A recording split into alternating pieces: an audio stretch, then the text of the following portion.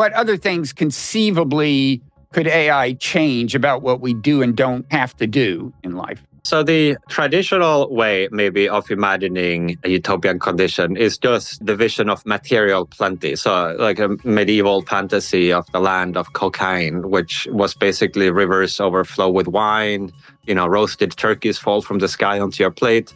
There's like a feasting and abundance. If you're a kind of starved medieval peasant, that already would be like a huge wish fulfillment, right? Just to have abundance of food. But in that's like level 1 utopia or something like. There's like plenty of stuff around. What parts of human nature pose the biggest challenges to being, to flourish in a world where tons of things are easy? Can you talk about some of the things that would be easy in this imagined world? I mean, what we hear most of is, well, you won't have to work and maybe we'll have universal income, but you're going well beyond that. What other things conceivably could AI change about what we do and don't have to do in life? Yeah, so the traditional way maybe of imagining a utopian condition is just the vision of material plenty. So like there was this medieval fantasy of the land of cocaine, which was basically rivers overflow with wine,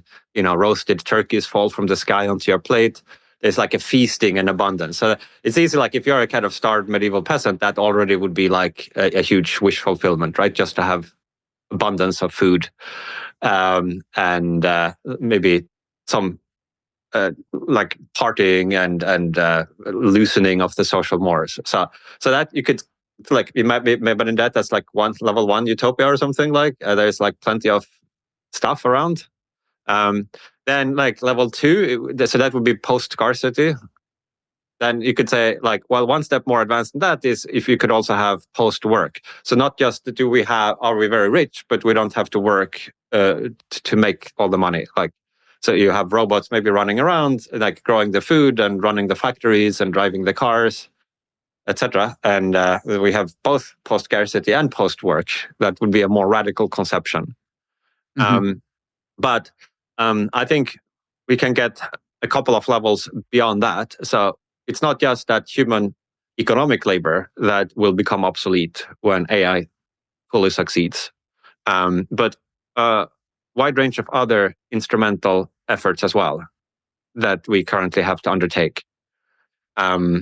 So even if you have enough money that you never need to work, a lot of the time you still need to exert yourself in various ways in order to achieve your goals.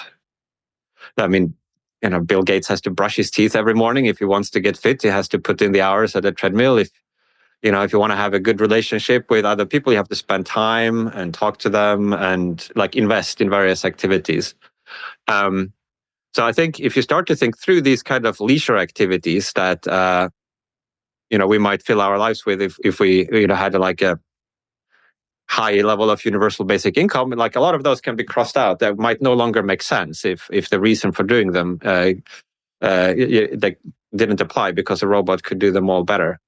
So then you'd have like a post-instrumental condition or something approximating it, where everything we do for the sake of something else would become pointless. And then I think there's like one level beyond that. I call it a plastic world, where we ourselves, our own human nature, our bodies and minds and psychological states become completely malleable. You basically have the ability to choose like what you experience at any time. So with sufficiently advanced technology, I think this would be an affordance. And so then what's an example of something that's easy by virtue of the plasticity? Or that? Well, so one thing would be, say, if you want to be fit and strong, now you have to exercise. You have to, okay.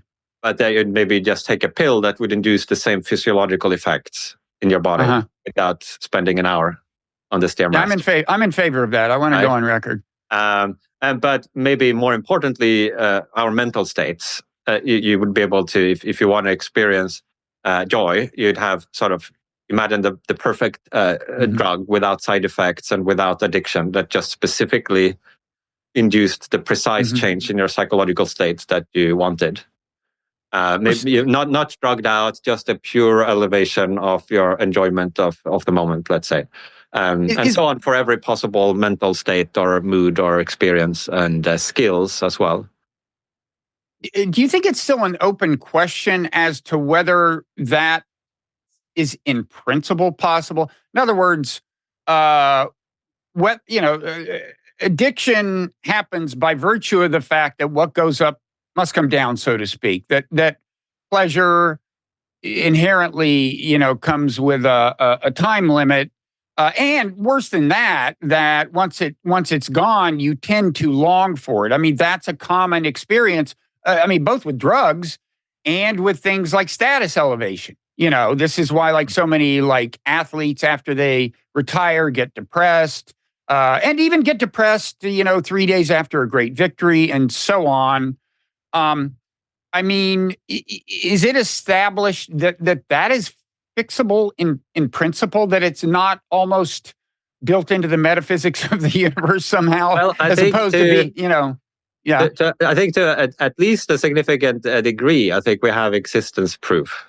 So I have a friend of mine, a former colleague, who tells me that he's basically never bored, and I believe him because I've never seen him manifest the slightest sign. He's interested in everything except sport, but like every topic, he's just constantly cheerful and in good mood. And on the other side, of course, you have people who are like depressed all the time, and it's like if what comes up comes down, it doesn't seem like what comes down necessarily comes up. It does for some bounce back, right? But some can just live their whole life in a constant. So I don't think there's any metaphysical necessity that says that it has to somehow balance out. It's like dependent on brain architectures, and already within the human distribution, we see a pretty wide range. And there's no reason to think like that the human distribution exhausts the metaphysically possible distribution of mental lives that beings could experience. Okay. So the fleetingness of gratification is not the big obstacle to, being enduringly happy and fulfilled in a world where all problems have been solved. In other words, science has gone as far as as it can go in terms of improving our welfare. AI is doing this and that, and so on. So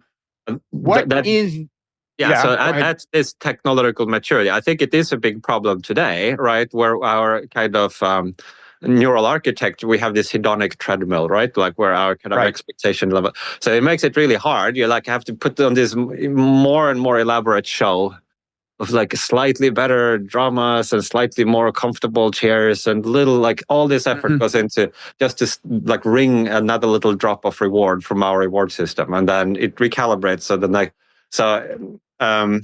So that ultimately would place a huge limit on how good it seems human life could be if we were forever confined to not actually working with what's inside the skull.